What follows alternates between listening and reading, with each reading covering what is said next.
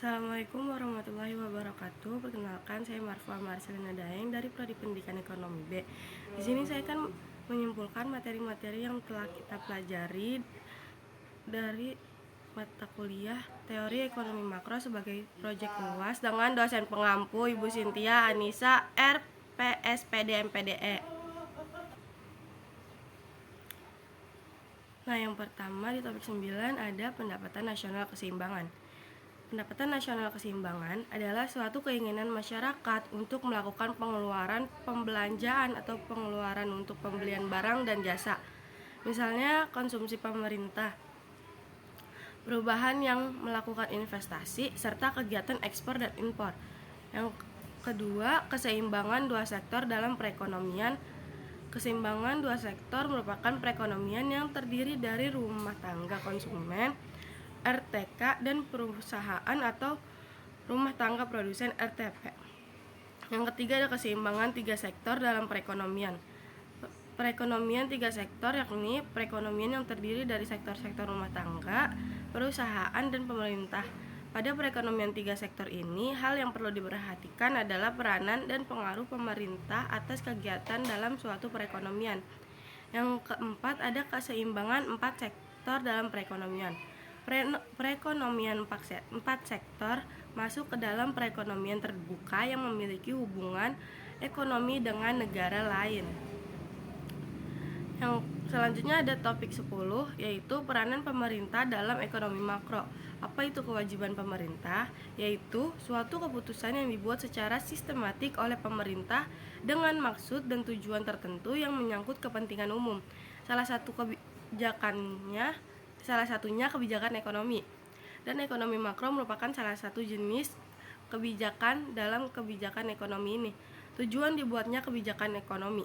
Yang pertama adalah menstabilkan kegiatan ekonomi. Yang kedua mencapai tingkat penggunaan kerja atau kesepakatan kerja tanpa inflasi. Yang ketiga menciptakan pertumbuhan ekonomi yang teguh. Yang keempat mewujudkan kekukuhan neraca. Dan kenapa ekonomi makro termasuk dalam kebijakan ekonomi? Karena kebijakan ekonomi makro ialah kebijakan ekonomi yang mencakup semua aspek ekonomi pada tingkat nasional. Peranan pemerintah dalam ekonomi makro memiliki porsi yang relatif besar. Kajian terhadap seberapa besar peranan pemerintah diwujudkan dalam kebijakan moneter, kebijakan fiskal, dan kebijakan ekonomi internasional. Selanjutnya ada topik 11, yaitu multiplier perekonomian terbuka dan kebijakan ekonomi internasional. Multiplier adalah suatu koefisien atau angka yang dapat menjelaskan besarnya tambahan pendapatan nasional sebagai akibat dari adanya perubahan variabel tertentu dalam perekonomian. Perekonomian terbuka adalah perekonomian yang melibatkan diri dalam perdagangan internasional, ekspor dan impor barang dan jasa serta modal dengan negara-negara lain. Pengertian kebijakan ekonomi internasional yaitu keseluruhan tindakan pemerintah suatu negara yang bertujuan untuk meningkatkan laju pertumbuhan ekonomi dan peningkatan pendapatan negara dengan memulai kegiatan yang mendorong ekspor dan mengendalikan impor. Tujuan kebijakan internasional. Yang pertama, autarki adalah sebuah jalan untuk menghindari dari pengaruh negara lain dalam beberapa hal, bukan hanya ekonomi, namun juga pada bidang politik dan militer. Kesejahteraan. Dengan adanya kebijakan ekonomi internasional bisa menghapuskan segala bentuk hambatan perdagangan internasional, seperti tarif atau BES, larangan perdagangan, kuota, dan lain sebagainya.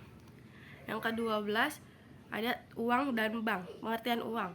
Uang dalam ilmu ekonomi tradisional didefinisikan sebagai setiap alat ukur yang dapat diterima secara umum.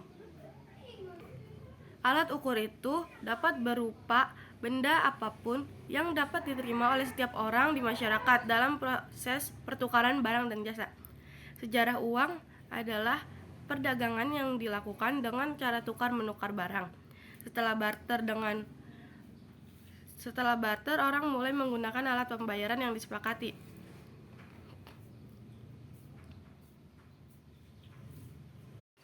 Selanjutnya ada fungsi uang. Yang pertama ada fungsi asli, yang kedua fungsi turunan. Syarat-syarat uang, yang satu diterima dan dipercaya oleh umum, memiliki nilai stabil, ada jaminan dari pemerintah, terbuat dari bahan yang tidak mudah rusak, dan yang kelima adalah mudah disimpan. Jenis-jenis uang, uang karatal dan uang giral. Mungkin cukup sekian dari saya akhiri. Wassalamualaikum warahmatullahi wabarakatuh.